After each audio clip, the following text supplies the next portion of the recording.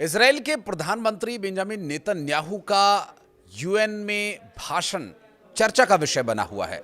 भाषण में उन्होंने जो कहा उसके बारे में तो खैर बात करेंगे ही, लेकिन उनके भाषण के दौरान वहां क्या कुछ हुआ इसकी सिनेमेटोग्राफी करने की कोशिश करते हैं। दरअसल इस वीडियो में जो विषय हम आपको बताने वाले हैं वो आगे आने वाले समय में इजराइल हमास और इस तरह की कई विवादों के संबंध में बहुत ही महत्वपूर्ण जानकारी वाला हो सकता है। नमस्कार, मैं हूं आशीष त्रिपाठी आपके साथ।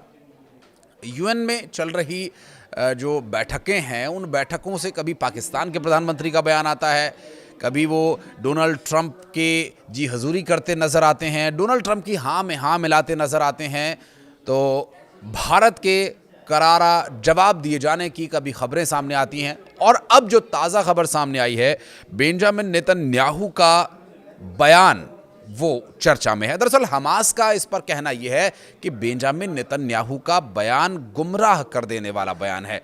इस पूरे मामले में जो पोस्ट सामने आया, जो खबर सामने आई, वो मैं आपको बताता हूं।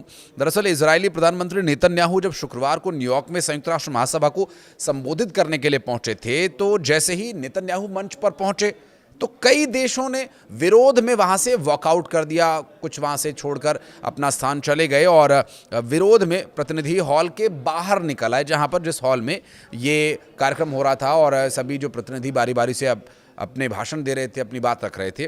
दरअसल बीबीसी उर्दू के मुताबिक हमास के द्वारा इस बयान में कहा गया कि नेतन्याहू ने एक गुमराह करने वाला भाषण दिया है और जिसमें झूठ की एक लंबी फहरिस्त है, एक लंबी लिस्ट होने की बात इसमें कही गई है। बयान में यह भी कहा गया कि झूठ सच्चाई को बदल नहीं सकता और इसके बाद दुनिया अब इस बात को ज़्यादा जानती है कि इजराइल गजा में क्या कर रहा है। हमास ने कहा कि हम दुनिया भर से अपील करते हैं कि वो गजा में हत्या और हो रही तबाही को रोकें। ये इजराइल के लिए कहा गया था। साथ ही इजराइल के प्रधानमंत्री ने क्या कहा वो भी आपको बता देते हैं। नेतन्याहू ने अपने भाषण में फ़लस्तीन को राष्ट्र का दर्जा देने को सरकार का पागलपन बताया और उनका ये कहना है कि कई देशों द्वारा मान्यता देना शर्मनाक है। और साथ ही नेतन्याहू का कहना ये था कि इजराइल के लाउड स्पीकर गजा में उनके भाषण का प्रसारण कर रहे हैं। उन्होंने हमास से कहा कि आप हथियार डाल दें और हमें अंदर जाने दें सीमा के, और बंधकों को हमें छुड़ा लेने दें, वरना हम आपको ढूंढ निकालेंगे और फिर मार डालेंगे। जी हाँ, हमास द्वारा बंधक बनाए गए लोगों को संबोधित करते हुए उन्होंने कहा कि हम आपको नहीं भूले, एक पल के लिए भी नहीं। इजराइल के लोग आपके साथ हैं। ये जो स्थिति बनी हुई है, दरअसल आपको बता दें कि फ़लस्तीन को देश का दर्जा दिए जाने के विरोध में लगातार बेंजामिन नेतन्याहू अपने प्रबल बयान पर अड़े हुए, प्रबल तरीके से अड़े हुए हैं और अमेरिका का साथ भी मिला हुआ है इजराइल को। और लगभग 145 देश अब तक फ़लस्तीन को देश होने की मान्यता दे चुके हैं, लेकिन फ़लस्तीन के देश होने की मान्यता पर लगातार इजराइल विरोध जताता रहा है। Israel's 12-day war with Iran, which I renamed Operation Rising Lion, that's from the Bible. This 12-day war will go down in the annals of military history. Our daring pilots neutralized Iran's missile defenses and took control of the skies over Tehran. And you saw this. Israeli fighter pilots and American B-2 pilots bombed Iran's nuclear enrichment sites. I want to thank President Trump for his bold and decisive action. We must remain absolutely clear-minded and vigilant. We must not allow Iran to rebuild its military nuclear capacities. Iran's stockpiles of enriched uranium, these stockpiles must be eliminated. And tomorrow, UN Security Council sanctions on Iran must be snapped back. The final remnants of Hamas are holed up in Gaza City. They vow to repeat the atrocities of October 7th again and again and again, no matter how diminished their forces. That is why Israel must finish the job. That is why we want to do so as fast as possible. This week, the leaders of France, Britain, Australia, Canada, and other countries unconditionally recognized a Palestinian state. They did so after the horrors committed by Hamas on October 7th. Well, I have a message for these leaders.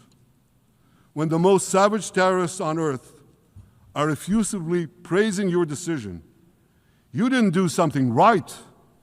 You did something wrong, horribly wrong. Your disgraceful decision will encourage terrorism against Jews and against innocent people everywhere. It will be a mark of shame on all of you. और हालांकि America का बहुत स्पष्ट इस पर अभी तक बयान नहीं कहा जा सकता, लेकिन जिस तरह से अमेरिका का स्टैंड रहा है तो वो भी फ़लस्तीन को देश माने जाने की स्थिति में अपनी सकारात्मकता या अपना बयान नहीं दे रहा है कि देश उसे माना जाए। उस पर उसकी कोई अभी रजामंदी सामने नहीं आई है ऑफिशियली, कम से कम।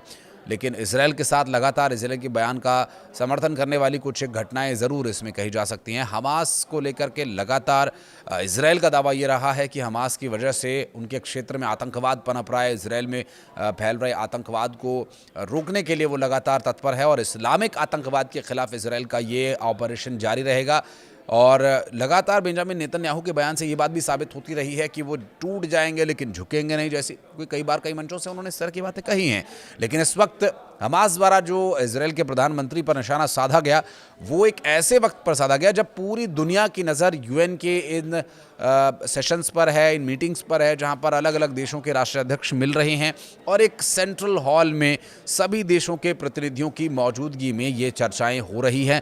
तो ये पूरी दुनिया में मैसेज भेजने का एक बहुत बड़ा और बहुत ही सटीक माध्यम साबित हो सकता है। बहरहाल अब देखना ये भी अहम होगा, क्योंकि जिस तरह की परिस्थितियां इन दिनों हमें देखने को मिल रही हैं, अंतर्राष्ट्रीय स्तर पर इसे बेंजामिन नेतन्याहू की बेइज्जती कहा जाए या फिर ये बेंजामिन नेतन्याहू के लिए एक बड़ा सबक हो सकता है, क्योंकि दो परिस्थितियां और यहाँ नज़र आती हैं कि इससे एक तो क्या यदि बेंजामिन नेतन्याहू के भाषण के दौरान कई देशों के प्रतिनिधि वहाँ से वॉकआउट कर रहे हैं और हूटिंग हो रही है और नेतन्याहू ने हमास को जो चेतावनी दी है, इजराइल की जनता का समर्थन जताया गया है, तो वहीं संयुक्त राष्ट्र मुख्यालय के बाहर फ़लस्तीन समर्थकों का विरोध प्रदर्शन, ये जो बातें हो रही हैं इससे दो प्रमुख जो बिंदु निकल कर आते हैं उसमें एक तो ये कि इजराइल के हमले और तेज़ होने की आशंका है, दूसरा ये कि इजराइल का जो मत है या इजराइल के द्वारा रखी जा रही जो बातें हैं उसका अंतर्राष्ट्रीय स्तर पर अब बड़े स्तर पर प्रचार होने की भी संभावना है।